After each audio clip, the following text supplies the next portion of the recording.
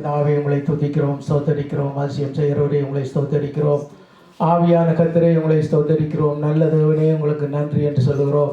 எங்கள் மத்தியிலே விழாவுகிற தேவனே உங்களை நன்றியோடு துதிக்கிறோம், ஸ்தோத்தரிக்கிறோம். அப்பா, இந்த வேளையிலும் உங்களுடைய வார்த்தைக்காக நாங்கள் ஜெபிக்கிறோம். உங்களுடைய வார்த்தையை நீங்கள் தாமே எங்களுக்கு ஆசீர்வதித்து தரும்படியாக ஜெபிக்கிறோம். ஆண்டவரே, அதை விளங்கி கொண்டு உமக்குள்ள ஆசீர்வாதமாய் வாழ எங்களுக்கு உதவி செய்தள்ளும் ராஜா. உன்னதமான கர்த்தருடைய அறிவு எங்களுக்குள்ளே உண்டாகும்படியாக ஜெபிக்கிறோம். இயேசுவே, நம்முடைய கிருபையின் சமூகத்திலே எங்கள் ஒவ்வொருவரையும் தாழ்த்துகிறோம் ராஜா. எங்களோடு பேசும், எங்களை பலப்படுத்தும். இயேசுவின் இனிய நல்ல நாமத்தில் ஜெபிக்கிறோம் எங்கள் ஜீவன் உள்ள நல்ல பிதாவே. ஆமீன், ஆமீன். கர்த்தருடைய பரிசுத்த நாமத்திற்கு மகிமை உண்டாவதாக. தேவனுடைய சத்தியங்கள் நமக்கு எழுதி கொடுக்கப்பட்டிருக்கிறது. எழுதி கொடுக்கப்பட்டவைகளை அப்படியே நாங்கள் எடுத்துக்கொள்கிறதிலே தான் எங்களுடைய வாழ்க்கை கிறிஸ்தவ வாழ்க்கையாகிறது. பேருக்கு நாங்களும் கிறிஸ்தவர்கள் என்று ஜீவிக்கிறதை கர்த்தர் விரும்பவில்லை. நாங்கள் அந்த வார்த்தையின்படி ஜீவிக்கிறதை தான் கர்த்தர் விரும்புகிறார். ஆகவே வார்த்தையின்படி எங்களுடைய வாழ்க்கையிலே சகல காரியங்களும் நிறைவேற வேண்டும். ஏனென்றால் செய்து முடித்தவர் இயேசு, சர்வ வல்லவர் செய்து முடித்து விட்டார். முடித்த காரியங்கள் அனைத்தும் எங்களுடைய வாழ்க்கையிலே நிறைவேறுகிறதோ என்று பார்த்தால் அது சற்று வித்தியாசமாகத்தான் இருக்கும். ஆனால் கர்த்தருடைய பிள்ளைகள் எப்பொழுதும் சந்தோஷமாக இருக்க வேண்டும். ஹல்லேலூயா. இந்த நிலைமை நமக்குள்ளே இல்லை. ஏனென்று கேட்டால் எங்களை சுற்றி ஏதோ பிரச்சனைகள் இருக்குதுண்டு அதன்படி தான் ஜீவித்து கொண்டிருக்கிறோம். கர்த்தர் எங்களுக்கு இப்படி சொல்லியிருக்கிறார், நான் கர்த்தருக்குள்ளே எப்பொழுதும் சந்தோஷமாக இருக்க முடியும். இதை நாங்கள் விளங்கி அந்த காரியங்களுக்குள்ளே எங்களை ஒப்புக் கொடுக்கிறதிலே தான் எங்களுடைய ஆஸ்வாதங்கள் உண்டு. நானும் உலகத்தில் உள்ளவர்களைப் போலதான், நானும் பிரச்சனைகளோடான் அப்படி இருப்பேன், இப்படித்தான் கடந்து போவேன். பிரச்சனைகள் வரலாம், பிரச்சனைகளை ஜெயிக்க முடியாது. ஹல்லேலூயா. பிரச்சனையில் வருகிறது போட்டு நாங்கள் ஒழித்து ஓடவும் முடியாது. கர்த்தருடைய வார்த்தையிலே நான் உறுதியாக நிற்க தேவ ஆசீர்வாதங்கள் என்னை மூடிக்கொண்டே இருக்கும். நான் தேவனுடைய பிள்ளையாய் இந்த உலகத்திலே ஜீவித்து மற்றவர்களுக்கு முன்பாக நடந்து கொள்ள முடியும். ஆனால் இன்றைக்கு பார்ப்போமா இருந்தால் அநேகர் அந்த காரியங்களை நாங்கள் அறியாதவர்கள் போல, அல்லது இது கிறிஸ்தவர்களுக்கு அல்ல, கிறிஸ்தவர்கள் என்றால் அவர்கள் கொஞ்சம் வித்தியாசமாக ஒடுங்கி போனவர்கள் மாதிரி, கொஞ்சம் வறியவர்கள் மாதிரி. அப்படி இல்லை. கர்த்தருடைய பிள்ளைகள் உண்மையாகவே கர்த்தருக்குள்ளாய் மகிழ்ந்து கழிவுறத்தக்கதாய் அவர்களுடைய வாழ்க்கை இருக்க வேண்டும். அந்த வாழ்க்கை அப்படி இருந்தால்தான் நாங்கள் கர்த்தருடையவர்கள் என்பதை மற்றவர்கள் காண்பார்கள். இவர்களுடைய சந்தோஷத்தை பாருங்கள், இவர்களுடைய வாழ்க்கையை பாருங்கள், எப்படியாக எல்லாம் வாழுகிறார்கள். அவர்களுக்கு எங்களுடைய காரியங்களிலே உள்ள கஷ்டங்கள் தெரியாமல் இருக்கலாம், ஆனால் நமக்கு தெரியணும் எங்களுடைய கஷ்டமெல்லாம் கர்த்தர் சுமந்து தீர்த்து விட்டார். ஹல்லேலூயா. ஏனென்றால் ஆனபடியால் தான் அந்த கஷ்டங்களை எங்கள் மேல் ஏற்றுக்கொள்ளாமல் தேவன் செய்து முடித்ததை நாங்கள் ஏற்றுக்கொள்கிறோம். தேவன் எங்களுக்காய் செய்து முடித்ததை நாங்கள் ஏற்றுக்கொள்கிறோம். ஆகவே தேவனுடைய திட்டத்தின்படி எல்லா வழிகளிலும் நாங்கள் கர்த்தரால் நிறைய ஆசீர்வதிக்கப்பட்டிருக்கிறோம். ஆனால் நாங்கள் அப்படியாக இல்லை. சில பேர் சில காரியங்களில் ஆசீர்வதிக்கப்பட்டிருப்போம், சில பேர் சில காரியங்களில் கொஞ்சம் முதன்மையாக இருப்பார்கள், சில பேர் சில காரியங்களை மாத்திரம் செய்கிறவர்களாக இருப்பார்கள். அப்படியல்ல, எல்லா காரியங்களையும் இயேசுவின் நாமத்திலே எனக்கு ஜெயிக்க உரிமை உண்டு, அதிகாரம் உண்டு. ஹல்லேலூயா. ஆனபடியால் நான் அப்படியான ஒரு ஜீவியத்தை தான் என்னுடைய வாழ்க்கையிலே நான் கொண்டிருக்க வேண்டும். அப்படி கொண்டிருந்தால் ஒருத்தரும் எங்களை வெற்றி கொள்ள முடியாது, அல்லது எங்களுடைய வாழ்க்கை சாதாரண வாழ்க்கையாக மற்றவர்கள் சொல்ல முடியாது. இவர்கள் கர்த்தருடையவர்கள், இவர்கள் தேவனாலே வழிநடத்தப்படுகிறவர்கள், இவர்கள் தேவனுடைய சகல ஆசீர்வாதங்களாலும் நிறைந்து ஜீவிக்கிறவர்கள் என்று சொல்லுகிற அந்த நிலைக்குள்ளாய் நாங்கள் கடந்து வர வேண்டும். நாங்கள் அதை ஏற்கனவே நாங்கள் அதை விட்டுவிட்டோம். அதாவது விட்டுவிட்டு கிறிஸ்தவர்கள் என்றால் கொஞ்சம் அமைதியாய், கொஞ்சம் பாடின முகமாய், கொஞ்சம் ஒரு மாதிரியாய் இல்லை. ஆண்டவர் சொல்றார், கர்த்தருக்குள் எப்பொழுதும் சந்தோஷமாயிருங்கள். அதாவது எங்களை சுற்றி பிரச்சனை இருக்கலாம், பிரச்சனை இருந்தாலும் நான் கர்த்தருக்குள்ளே சந்தோஷமாக இருக்க முடியும். ஏனென்றால் என் தேவன் எல்லாவற்றையும் சிலுவையிலே ஜெயித்து விட்டார். ஹல்லேலூயா. அவருடைய சகல ஐஸ்வர்யமும் எங்களுக்கு வழங்கப்பட்டிருக்கிறது. என்னென்ன ஐஸ்வர்யம் உண்டோ அத்தனை ஐஸ்வர்யங்களாலும் நாங்கள் நிறைந்து ஜீவிக்க கர்த்தர் கிருபை செய்திருக்கிறார். தனிய பணத்திலே மாத்திரமல்ல, வாழ்க்கையிலே, சமாதானத்திலே, சந்தோஷத்திலே, எல்லா வழிகளிலும் நாங்கள் ஐஸ்வர்யம் உடையவர்களாக இருக்கிறோம். ஆனால் நாங்கள் அப்படி நினைக்கிறதில்லை. ஒரு காரியத்தை எடுத்துக்கொண்டு இதில் நாங்கள் ஐஸ்வர்யம் உள்ளவர்களாக இருக்கிறோம். எல்லா காரியங்களிலும் கர்த்தர் நம்மை ஆசீர்வதித்திருக்கிறார். ஐஸ்வர்யம் உள்ளவர்களாய் வாழ அவர் கிருபை செய்திருக்கிறார். 2 கொரிந்தியர் 8 அதிகாரம் 9 வசனத்தை வாசிக்க கேட்போம்.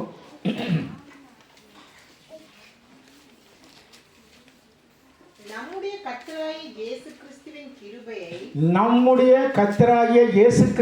கிருபையை அறிந்திருக்கிறீர்களே. அவர் ஐஸ்வர்யம் உள்ளவராயிருந்தும் நீங்கள் அவருடைய தரித்திரத்தினாலே ஐஸ்வர்யவான்களாகும்படிக்கு உங்கள் நிமித்தம் தரித்திரரானாரே. கிறிஸ்துவனுடைய ஐஸ்வர்யம் என்னது? ஒரு ஒரு ஒரு ஏதோ ஒன்றில் நாங்கள் சந்தோஷமாக இருப்போம், அதில் கொஞ்சம் செழிச்சிருப்போம். அப்படி இல்லை, அவர் சகல ஆசீர்வாதங்களையும் உடையவர். அந்த சகல ஆசீர்வாதங்களையும் ஆதாம் இழந்ததாலும் ஏவாள் இழந்து போனதாலும் அவர் மீண்டும் என்ன செய்தார்? சிலுவையிலே அவற்றை எல்லாம் எங்களுக்கு திருப்பி தந்திருக்கிறார். அப்போ நாங்கள் இன்றைக்கு இருக்க வேண்டிய நிலைமை என்னென்றால் குறைவல்ல, நிறைவு. ஹல்லேலூயா. நிறைவாக நாங்கள் வாழ வேண்டும். எங்களுடைய வாழ்க்கையிலே நிறைவு காணப்பட வேண்டும். மற்றவர்கள் சொல்லலாம், என்ன அப்படி இல்லை. நாங்கள் சொல்லுவோம், கர்த்தருக்குள்ளே நாங்கள் எப்பொழுதும் ஆசீர்வாதமாக இருப்போம். ஹல்லேலூயா. இதுதான் தேவ திட்டம். இந்த திட்டத்துக்குள்ளே நாங்கள் வராமல் உலகத்திலே உள்ள ஜனங்களை போல எங்களுக்கும் பிரச்சனை இருக்குது, எங்களுக்கும் துன்பம் இருக்குது, எங்களுக்கும் நீங்கள் துன்பம் என்று சொல்ல துன்பம் தான் நம்மிடத்திலே வரும். ஆண்டவர் என்ன சொல்றார்? உன் வாயின் வார்த்தையிலே ஜீவனும் மரணமும் உண்டு. ஹல்லேலூயா. நான் சொல்லுகிற வார்த்தையிலே எனக்குரிய ஜீவன் உண்டு. அந்த ஜீவனை நான் உண்மையாகவே நான் பேசுகின்ற பொழுதுதான் அதை நான் பெற்றுக்கொள்ளுகிறேன். அப்படி பெற்றுக்கொள்ளுகிறதுக்கு வழி என்ன? கர்த்தர் நமக்கு செய்ததை அறிந்திருக்க வேண்டும். ஹல்லேலூயா. நாம் அதை அறிந்து அதற்குள்ள எங்களை ஒப்பு கொடுத்து ஜீவிக்கிறதுலாம் இந்த வெற்றி நமக்கு உண்டாகிறது. நாங்கள் சர்வசாதாரணமாக மற்றவர்களைப் போல கஷ்டப்பட்டவர்கள் கிறிஸ்தவர்கள் என்றால் கொஞ்சம் கொஞ்சம் கொஞ்சம் தாழ்ந்தவர்கள். தாழ்மை இதயத்தில் இருக்க வேண்டும். மற்ற ஒன்றிலும் நாங்கள் தாழ்ந்திருக்க வேண்டிய அவசியம் இல்லை. ஹல்லேலூயா. எங்களுடைய இருதயத்திலே தாழ்மை காணப்பட வேண்டும் என்றால் நாங்கள் தேவ பிள்ளைகள். அது எங்களுக்குள்ளே உறுதியாக இருக்க வேண்டும். அந்த உறுதியிலே நின்றுதான் நாங்கள் எல்லாவற்றையும் ஜெயிக்க வேண்டும். நான் கர்த்தருக்குள்ளே இருக்கிறபடியால் கர்த்தர் என்னை கைவிடவே மாட்டார். கர்த்தருக்கு வெளியே இருக்கிற போதுதான் பிரச்சனை வருது. இந்த பிரச்சனை என்னை மேற்கொள்ளலாம், இந்த பிரச்சனை நான் மேற்கொள்றதுக்கு இடமே இல்லை என்றால் அவை எல்லாம் சிலுவையிலே ஜெயிக்கப்பட்டு விட்டது. ஹல்லேலூயா. தேவன் அவற்றையெல்லாம் ஜெயித்து எங்களுக்கு நம்மை நன்மையினாலும் கிருபையினாலும் இரக்கங்களினாலும் முடிசூட்டி இருக்கிறார். ஹல்லேலூயா. ஆனால் இங்கே பார்த்தா நம்ம மற்றவர்கள் பார்த்தே சொல்லுவாங்க, இவங்க என்ன இப்படி இருக்கிறாங்களே என்று. அப்படி இருக்கிறதுக்கு காரணம் என்ன? நாங்கள் எங்களை பற்றி தவறாக எண்ணிக்கொண்டிருக்கிறது. கர்த்தர் அப்படி நம்ம நினைக்கவில்லை. அவர் தம்முடைய ஒரு இளவரசன் போல நாங்கள் இந்த உலகத்திலே ஜீவிக்க வேண்டியவர்கள். ஆனால் நாங்கள் எப்படி ஜீவிக்கிறோம்? அந்த இளவரசன் காலடியில் நின்று வேலை செய்கிற ஆட்கள் மாதிரி தான் நிற்போம். மாற வேண்டும். கர்த்தருக்குள்ளாய் உறுதி அடையுங்கள். இயேசு கிறிஸ்து சொன்னபடியே எங்களால் எப்பொழுதும் எந்த இடத்திலும் சந்தோஷமாக இருக்க முடியும். ஹல்லேலூயா. நாங்கள் சந்தோஷத்தோடு கூட ஆண்டவருக்கு சாட்சி சொல்ல முடியும். ஆண்டவர் எனக்கு இதை செய்தார், ஆண்டவர் எனக்கு இப்படியான காரியங்களை செய்தார் என்று நாங்கள் கர்த்தருடைய நாமத்தை மகிமைப்படுத்தக்கூடியதாய் கர்த்தர் எங்களை மாற்றி போடுவார். எபேசியர்கள் 1 அதிகாரம் 7வது வசனத்தை நாங்கள் வாசிக்க கேட்போம். அவருடைய கிருபையின் ஐஸ்வர்யத்தின்படியே இவருடைய இரத்தத்தினாலே பாவ மன்னிப்பாகிய மீட்பு இவருக்குள் நமக்கு உண்டாயிருக்கிறது. அதாவது நாங்கள் ஒரு தரம் இன்றைக்கு பாவியல் இல்லை கர்த்தருடைய பார்வையில். ஆனால் நாங்கள் என்ன சொல்றோம்? நாங்கள் பாவியல் தான். நாங்கள் சொன்னால் ஆண்டவர் என்ன சொல்றார்? நீ பாவிதான். நான் கர்த்தருடைய இரத்தத்தினாலே கழுவப்பட்டு சுத்திகரிக்கப்பட்டு அவருடைய பிள்ளையாய் நான் மாறிவிட்டேன். அவருடைய இரத்தம் சாதாரண இரத்தம் அல்ல, அந்த பாவத்தை கழுவி சுத்திகரிக்கிற இரத்தம். அந்த இரத்தத்தினாலே நான் சுத்திகரிக்கப்பட்டும் நான் பாவி, நானும் பாவி, எல்லாரும் பாவி இப்படி சொல்லிக் கொண்டிருந்தால் எப்படி நாங்கள் கர்த்தருடைய பிள்ளைகளாய் ஜீவிக்கிறோம் என்பதற்கு அர்த்தம் இருக்கிறது. நான் கர்த்தராலே பரிசுத்தமாக்கப்பட்டவன். ஹல்லேலூயா. என் தேவனுடைய இரத்தம் என்னை கழுவி சுத்திகரித்து பரிசுத்தமாக்கி இருக்கிறது. இந்த எண்ணம் நமக்குள்ளே வரும் மட்டும் பிசாசுக்கு எதிர்த்து நாங்கள் நிற்க மாட்டோம். பிசாசுக்கு பயப்படுவோம். ஏனென்று கேட்டால் இந்த காரியங்கள் எல்லாம் நமக்கு என்ன மாதிரி இருக்கும்? இதை நாங்கள் கேட்டு மற்றவர்களோடு இணைந்து இந்த காரியங்களை பார்த்து நாங்கள் பயந்துட வேண்டிய அவசியம் இல்லை. தேவன் நம்மை தம்முடைய சித்தத்தின்படி நிறைந்த ஐஸ்வர்யம் உள்ளவர்களாய் மாற்றி இருக்கிறார். ஹல்லேலூயா. ஐஸ்வர்யம் என்றால் பணம் மாத்திரமல்ல, வாழ்க்கையிலே சமாதானம் ஐஸ்வர்யம். வாழ்க்கையிலே ஓட்டத்திலே நாங்கள் எங்களுடைய வாழ்க்கையை கடந்து செல்கிறதான காரியங்கள் எங்களுக்கு ஐஸ்வர்யமாக இருக்கும். எல்லா வழியிலும் அவர் எங்களை மேன்மைப்படுத்தி மேன்மையான நிலையிலே வைத்திருப்பார். அந்த நிலைக்குள்ளே நாங்கள் இருக்கிறதுக்கு தான் கர்த்தர் முதலாவதாக என்ன செய்தார்? பாவத்திலே விழுந்த அந்த ஆதாம் ஏவாளை பாவத்திலே இருந்து மீட்டு தம்முடைய இரத்தத்தை கொண்டு அவர்களை மீட்டு கொண்டார். அந்த மீட்பு எங்களுக்கு கொடுக்கப்பட்டிருக்கிறது. ஹல்லேலூயா. தேவ சமூகத்திலே சேரக்கூடாதவர்கள், தேவனோடு அப்பா பிதாவே என்று சொல்ல முடியாதவர்கள் எல்லாரையும் மாற்றி இன்றைக்கு கர்த்தர் தம்முடைய சமூகத்திலே சேர்த்து வைத்திருக்கிறார் என்றால் அவருடைய கிருபையின் ஐஸ்வர்யம். ஹல்லேலூயா. அந்த ஐஸ்வர்யத்தினாலே தான் நாங்கள் தேவனோடு இணைக்கப்பட்டிருக்கிறோம். 1ஆம் அதிகாரம் 18வது வசனத்தை நாங்கள் வாசிக்க கேட்போம். எபேசியர். தாம் நம்மை அழைத்ததினாலே நமக்கு உண்டாயிருக்கிற நம்பிக்கை இன்னதென்றும் பரிசுத்தவான்களிடத்தில் தமக்கு உண்டாயிருக்கிற சுதந்திரத்தினுடைய மகிமையின் ஐஸ்வர்யம் இன்னதென்றும் அறிந்திருக்கிறோம். ஹல்லேலூயா. அதாவது அவருடைய மகிமையின் ஐஸ்வர்யமே எங்களை மூடிக்கொண்டிருக்கிறது. கர்த்தருடைய மகிமை என்ன மகிமை? கண் கொண்டு பார்க்க முடியாது, தியானித்து தான் நாங்கள் பார்ப்போம். ஏன்? ஆண்டவருக்கு எல்லா காரியங்களும் அவருக்கு கீழாகத்தான் இருக்கிறது. ஒரு காரியமும் அவருக்கு மேலாக இல்லை. அவர் மேலாக இருக்கிறார். அதே போன்று எல்லா காரியங்களிலும் மகிமையுடையவர்களாய், தேவனுக்கென்று கனப்படுத்தப்பட்டவர்களாய், தேவனாலே வேறு பிரிக்கப்பட்டவர்களாய், தேவனுக்கென்று இந்த உலகத்திலே சாட்சியாக ஜீவிக்க கர்த்தரை தெரிந்து கொண்டிருக்கிறார். ஹல்லேலூயா.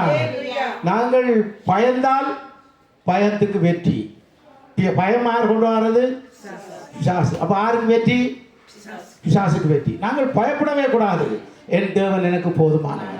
ஹல்லேலூயா. என் தேவன் ஜீவிக்கிறார். ஆனபடியால் நான் பயப்பட மாட்டேன். என்ன நான் நடந்தாலும் நான் பயப்பட மாட்டேன். என்றால் கர்த்தர் எனக்கு போதுமானவராய் என்னோடு கூட இருந்து பாதுகாக்கிறார். அதை கூட நாங்கள் மறந்து போயிடுவோம். அவர் நம்மை பாதுகாத்து வழிநடத்துகிறார் என்பதை கூட நாங்கள் மறந்து போயிடுவோம். அவர்கள் என்ன சொல்கிறார்? பரிசுத்தவான்களின் சுதந்திரத்தில் உள்ள பங்கு நமக்கு. ஹல்லேலூயா. எந்த ஒரு பரிசுத்தவானையும் கொண்டு போய் சிங்கத்துக்கு முன்னால் போட்டாலும் அவன் பயப்பட மாட்டான். ஆனால் நாங்கள் பயப்படுவோம். ஏன்னா நமக்கு அந்த நம்முடைய பங்கு என்னன்றது நமக்கு தெரியவில்லை. நாங்கள் தேவனுக்கு வேறு பிரிக்கப்பட்டவர்கள் என்ற எண்ணமே நமக்கு இல்லை. நானும் ஆண்டவர் நம்புகிறேன், விசுவசிக்கிறேன், அவனுடைய கிறிஸ்தவனாக இருப்பேன். அது இல்லை. அவர் ஏற்கனவே எங்களை கிறிஸ்தவனாக்கி போட்டார். ஹல்லேலூயா. அவருடைய கிருபையினாலே நாங்கள் அவருக்குள்ளாய் மீட்கப்பட்டு அவருடைய பிள்ளைகளாய் நாங்கள் இன்றைக்கு ஜீவித்துக் கொண்டிருக்கிற இந்த ஜீவியம் தேவன் எங்களுக்கு தந்தது. ஆகவே அதற்குள்ளாக எங்களை ஒப்பு கொடுத்து நாங்கள் ஓடிக்கொண்டிருக்கிறோம். ஆனபடியால் முக்கியமாக எங்களுக்கு தெரிந்திருக்க வேண்டியது, பைபிளில் தேவன் நமக்கு எழுதி தந்த வார்த்தை என்னுடையது என்று சொல்லப்பட வேண்டும். ஹல்லேலூயா. இன்றைக்கு என்ன சொல்லுவோம்? அது எழுதி கொடுத்துருக்காது, அதுக்கு முடியும் என்னுடையது, எனக்காக கர்த்தர் எழுதி தந்தது. நான் அவருடைய பிள்ளையாய் இந்த உலகத்திலே சாட்சியாய் ஜீவிக்கும்படியாய் எனக்கு எழுதி தந்தது. ஆனபடியால் நான் அந்த வார்த்தையின்படியே என்னை ஒப்பு கொடுத்து உண்மையாகவே நான் ஜீவிக்க என்னை ஒப்பு கொடுக்கின்ற பொழுது சொன்னபடியே சகல விதங்களிலும் நாங்கள் ஒழுங்காக ஒரு நல்ல வாழ்க்கை வாழ கர்த்தர் கிருபை செய்வார். அதே எபேசியர் 2ஆம் அதிகாரம் 4வது வசனத்தை வாசிக்க கேட்போம். தேவனோ இரக்கத்தில் ஐஸ்வர்யம் உள்ளவராய் நம்மில் அன்பு கூர்ந்து அவருடைய மிகுந்த அன்பினாலே நம்மை அவருக்கென்று பிடிச்சிருக்கிறார். ஹல்லேலூயா. நாங்கள் இன்றைக்கு யாருடைய பிள்ளைகள்? கர்த்தருடைய பிள்ளைகள். துணிந்து சொல்ல வேண்டுமே, அவர் அன்பு கூர்ந்து எங்களை பிரிச்செடுத்தார். நாங்கள் என்ன செய்வோம்? எனக்கு தெரியாதப்பா, என்ன மாதிரி அன்பு ஆண்டவற்ற பிள்ளையோ அல்லது நான் வேறு இந்த உலகத்தினுடைய பிள்ளையோ என்று நாங்கள் யோசிக்கக்கூடாது. நான் எனக்குள்ளே தீர்மானமாக இருக்க வேண்டும், நான் கர்த்தருடைய பிள்ளை. ஹல்லேலூயா. எந்த காரியத்திலும் நான் கர்த்தருடைய பிள்ளை என்ற உறுதி நமக்குள் வருமா இருந்தால் நம்முடைய வழிகளிலெல்லாம் செவ்வைப்படுத்தப்படும். தேவனுடைய கரம் அதை வழிநடத்தும். தேவனுக்கு பிரியமாக இந்த உலகத்திலே நாங்கள் ஜீவித்து இந்த காரியத்துக்குள்ளே கடந்து போக முடியும். ஏனென்று கேட்டால் தேவ திட்டம் அதற்குள்ளே தான் இருக்கிறது. அவருடைய திட்டத்தின்படி தான் நாங்கள் இந்த கிருபைக்குள்ளாய் கடந்து வந்திருக்கிறோம். என்னோட அந்த வசனத்தை வாசிங்க sister. தேவனோ இரக்கத்தில் ஐஸ்வர்யம் உள்ளவராய் நம்மில் அன்பு கூர்ந்த தம்முடைய மிகுந்த அன்பினாலே தம்மை தொடர்ந்து தமக்கென்று மீட்டு கொண்டார். ஹல்லேலூயா. அப்படி மீட்டு கொண்ட பிற்பாடும் நான் என்ன நினைக்கிறேன், நான் சாதாரணமானவன், நான் இந்த உலகத்தில் உள்ளவர்தான், நான் இந்த உலகத்தில் வசிக்கிற மற்றவர்களைப் போல நானும் இல்லை, நாங்கள் விசேஷித்தவர்கள். ஹல்லேலூயா. தேவனுடைய அன்பினாலே மீட்கப்பட்டு தேவனுக்கென்று இந்த உலகத்திலே சாட்சியாய் ஜீவிக்கும்படியாய் தேவன் எங்களை வைத்திருக்கிறார். சாட்சியாக ஜீவிக்கிறேன் அடியலே வாங்கணும், வாங்குங்கோ, அது பிரச்சனை இல்லை. அப்படி யாரும் உங்களை அடித்தா கர்த்தருடைய நாமத்திலே உங்களுக்கு யாரும் தீங்கு செய்தால் அதை சகித்து கொள்ளலாம், அங்கே உங்களுடைய பலன் அதிகமாக இருக்கும். ஹல்லேலூயா. சாட்சியாக ஜீவிக்கிறது இந்த உலகத்திலே நம்மளே நான் அன்பு பெருக்கெடுத்தோடுமா இருந்தால் யாதொருவர் நமக்கு எதிராக வருவார்கள், எங்களுடைய அன்புக்கு அவர்கள் அடிபணிந்து விடுவார்கள், எங்களுடைய அன்பினாலே அவர்களுடைய மனம் திருத்தப்படும், அவர்களும் தேவனை அறிகிற அறிவுக்குள்ளே கடந்து வர முடியும். ஆகவே செய்ய வேண்டியதெல்லாம் என்ன, ஆண்டவருடைய வசனத்துக்கு எங்களை ஒப்பு கொடுத்து வார்த்தையோடு கூட நாங்கள் ஜீவிக்கிற அந்த ஜீவியத்திலே உறுதியாகவும் என் தேவன் எனக்கு போதுமானவர் என்று சொல்லி வாழ பழக வேண்டும். ஹல்லேலூயா. எனக்கு அந்த பிரச்சனை இருக்குது என்று வாழ்கிறதில்ல, என் தேவன் எல்லாவற்றையும் பார்த்து கொள்வார். ஹல்லேலூயா. அவர் எல்லாவற்றையும் பார்த்து என்னை காத்து வழிநடத்தி தமக்கென்று இந்த உலகத்திலே மகிமையாய் வாழ கிருபை செய்வார். அதுதான் ஐஸ்வர்யம். தனியே ஐஸ்வர்யம் எல்லாரும் உடனடியாக நினைக்கிறது என்ன, பணம், பொருள், எல்லாவற்றிலும் எங்களுக்கு தேவன் திருப்தியாய் ஆசீர்வதிப்பார். நாங்கள் தான் எங்களை ஆண்டவருக்குரிய பிள்ளைகள் என்ற எண்ணத்தோடு கூட வாழ பழக வேண்டும். என் தேவன் என்னோடு கூட இருக்கிறார், அவர் என் தேவையில் யாவற்றையும் சந்திப்பார், அவரால் முடியாதது ஒன்றுமே இல்லை, ஆனபடியால் நான் ஒன்றுக்கும் பயப்படக்கூடாது என்ற உறுதி நமக்குள்ளே வர வேண்டும். அப்படி நாங்கள் ஜீவித்தால் தான் கர்த்தருடையவர்கள் என்ற ஜீவியத்துக்குள்ளே நாங்கள் கடந்து வருகிறோம். இல்லை என்றால் நாங்கள் அப்படி வரவில்லை, நாங்கள் மற்றவர்களைப் போலாம் ஜீவிக்க விரும்புகிறோம். அந்த ஜீவியத்தில் ஒரு அர்த்தம் இல்லை. மற்றவர்கள் பிரச்சனைப்படுகிறார்கள், துன்பப்படுகிறார்கள், தேவனுக்கு விரோதமாய் நடக்கிறார்கள், அப்படியெல்லாம் நாங்கள் நடப்பதில்லை. தேவனுக்கு பிரியமாய் நடக்கிறோம் என்ற பிற்பாடும் நாங்கள் தேவனுடைய காரியங்களிலே நாங்கள் தேவனங்களை தண்டிப்பார், தேவனங்களை அடிப்பார், தேவனங்களுக்கு உதவி செய்ய விடுவார் என்று நாங்கள் யோசிக்க தேவையில்லை. எங்களுக்கு உதவி செய்கிறதுக்கு அவர் ஆயத்தமாக இருக்கிறார். ஹல்லேலூயா. நாங்கள் கூப்பிடுகின்ற பொழுது அவர் என்ன செய்கின்றார், நமக்கான மறு உத்தரவுகளை கட்டளையிட்டு நம்முடைய தேவைகளை சந்திக்கிறார். அவை அந்த நிலையிலே நாங்கள் இருக்கிறோம் என்பது நமக்கு தெரிய வேண்டும். நாங்கள் என்ன நினைப்போம், இவ்வளவு காலமாக கூப்பிடுறோம், இதை நினைவு கூறாமல் கூப்பிடுத்த என்ன பிரயோசனம், என் தேவன் என்னுடைய காரியங்களை எல்லாம் பொறுப்பேற்று கொண்டு விட்டார் என்று நான் அவரை கூப்பிடுற நினைக்காமல் மற்றவர்களைப் போலவே எல்லாம் எனக்கு செய்து முடிக்கப்பட்டு விட்டது என்றால் அதுதான் வெற்றி. செய்து முடிப்பார் என்று எதிர்பார்க்கிறது வெற்றி அல்ல. அவர் எல்லாவற்றையும் எனக்காக சிலுவையிலே செய்து முடித்து விட்டார். ஆனபடியால் நான் இனி அதை சுமக்க வேண்டும், நோயை சுமக்க வேண்டும், பிரச்சனைகளை சுமக்க வேண்டும், அவமானங்களை சுமக்க வேண்டும், இப்படியாக நான் நினைக்க வேண்டிய அவசியமே இல்லை. சிலுவையிலே எல்லாவற்றுக்கும் முடிவு உண்டாயிற்று. ஆனபடியால் நாங்கள் கர்த்தரோடு இணைந்துள்ள இணைப்பிலே உறுதியாக இருப்போம்.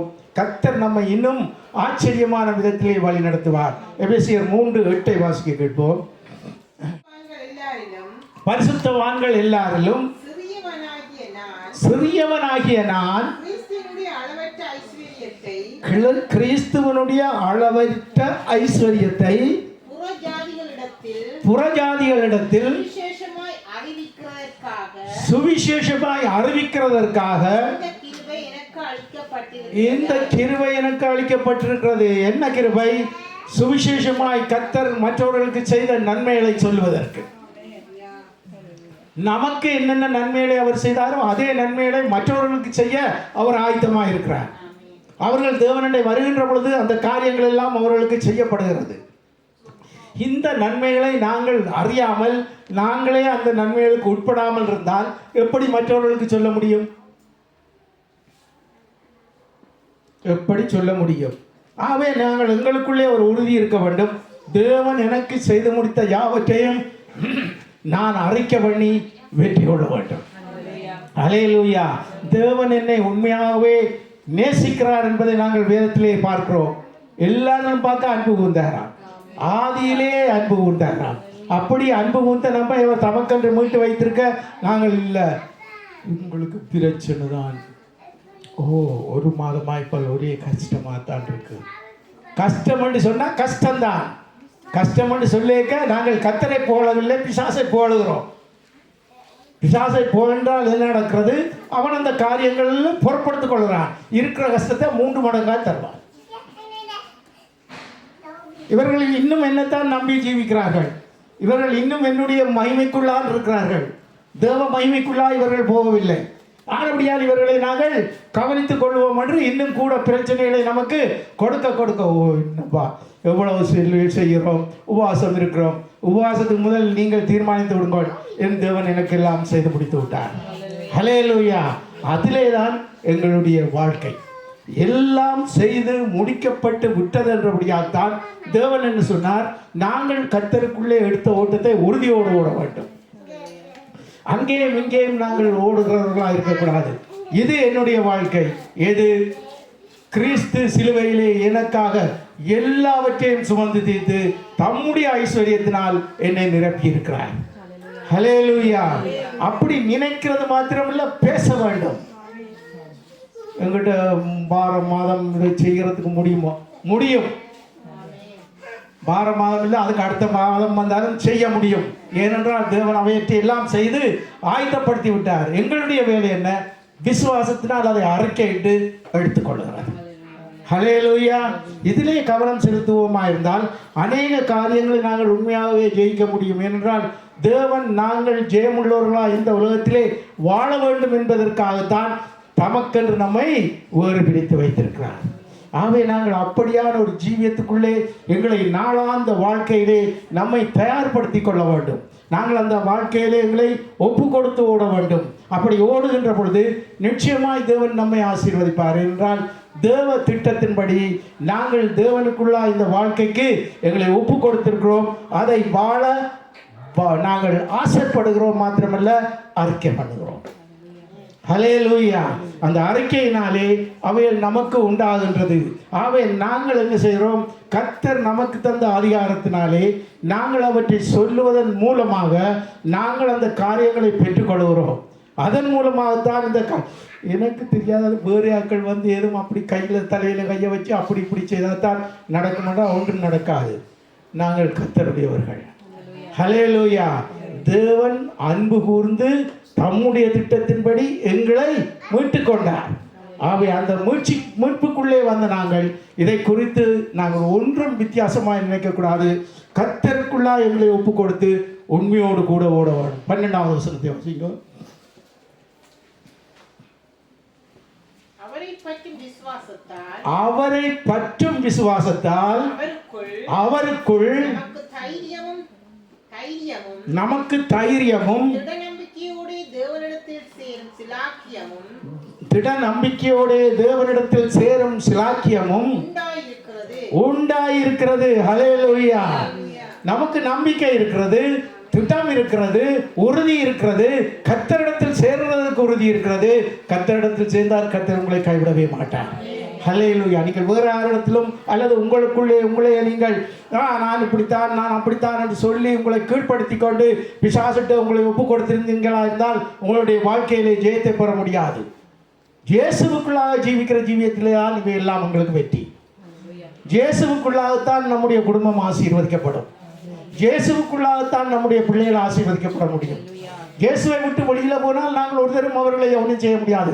இயேசுக்குள்ள கொண்டு வர்றதில் தான் எங்களுடைய கண்கள் இருக்க வேண்டுமே அல்லாமல் ஐயோ ஐயோ என்று சொல்லுகிறதிலே ஒன்றும் இல்லை. ஏனென்றால் கர்த்தர் அதிகாரத்தை நமக்கு தந்திருக்கிறார். அதிகாரத்தோடு கூட நின்று சத்துருவையும் சத்துருனுடைய காரியங்களை எதிர்க்க வேண்டும், துரத்த வேண்டும். அப்படி துரத்த நம்முடைய பாதையெல்லாம் நெய்யாய் பொழியும். என்னென்று பொழியுமா? அவ்வளோத்தையும் படியுங்க. நெய்யாய் பொழியுமா?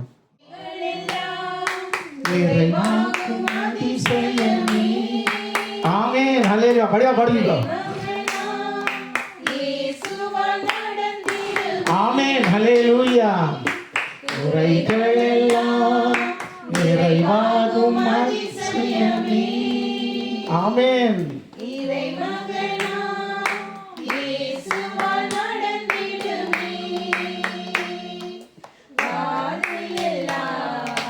மறைந்தே போகுமே.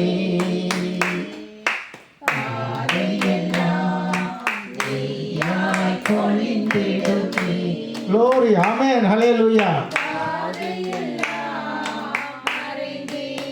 போகுமே.